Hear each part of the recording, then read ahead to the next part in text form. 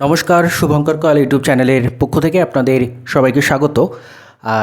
একটা বড় আপডেট আপনাদের সামনে দেওয়া রয়েছে, সেটা হচ্ছে ওবিসি সংক্রান্ত যে মামলা, যেটা রাজ্য সরকার অলরেডি হাইকোর্ট ৭৭টা ওবিসি কমিউনিটিকে বাতিল করার নির্দেশ দিয়েছে, যাদের 2010-এর পরে ওবিসি আওতাভুক্ত করা হয়েছিল।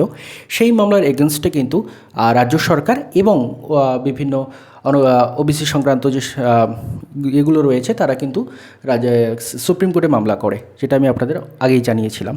তো এই যে সুপ্রিম কোর্টে মামলা হয়েছিল তার শুনানির ডেট ছিল আজকে। চিফ জাস্টিস এবং অন্য দুজন জাস্টিস, অর্থাৎ 3 জাস্টিসের বেঞ্চে কিন্তু শুনানি ছিল।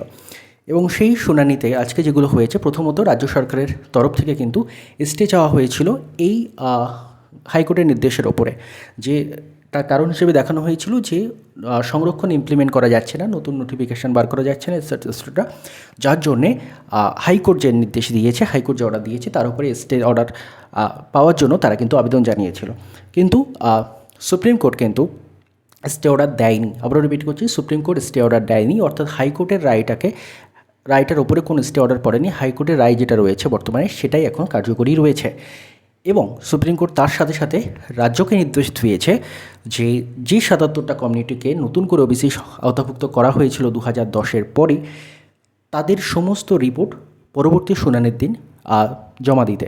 সমস্ত রিপোর্ট বলতে এই যে ৭৭টা কমিউনিটি, তারা সত্যি পিছিয়ে পড়া কমিউনিটি কিনা, এবং তাদের মধ্যে কত পার্সেন্টেজ গভর্নমেন্ট এমপ্লয়মেন্ট রয়েছে তাদের সেই কমিউনিটির মধ্যে, এটসেট্রা সমস্ত রিপোর্ট কিন্তু আগামী শুনানি যেদিন, সেদিন কিন্তু রাজ্য সরকারকে রিপোর্ট দেওয়ার নির্দেশ দিয়েছে সুপ্রিম কোর্ট।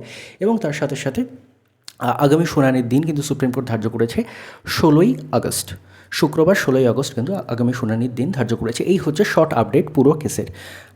এবার কথায় আসা যাক, তাহলে কি নতুন নোটিফিকেশান আসবে? দেখুন, শুনানির ডেট বেশি ডিলে করেননি মহামান্য সুপ্রিম কোর্ট।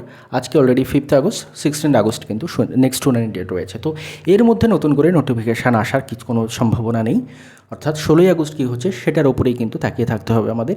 এবং তার সাথে সাথে যেটা রাজ্য সরকারের একটা ছিল যে হাইকোর্টের রায়কে সুপ্রিম কোর্টে গিয়ে স্টে করিয়ে দেবো, এবং যে ওবিসি সংরক্ষণ হাইকোর্ট বাতিল করেছে সেগুলোকে ইনক্লুড করে নোটিফিকেশান বার করব, সেই ব্যাপারটাও এখন হচ্ছে না।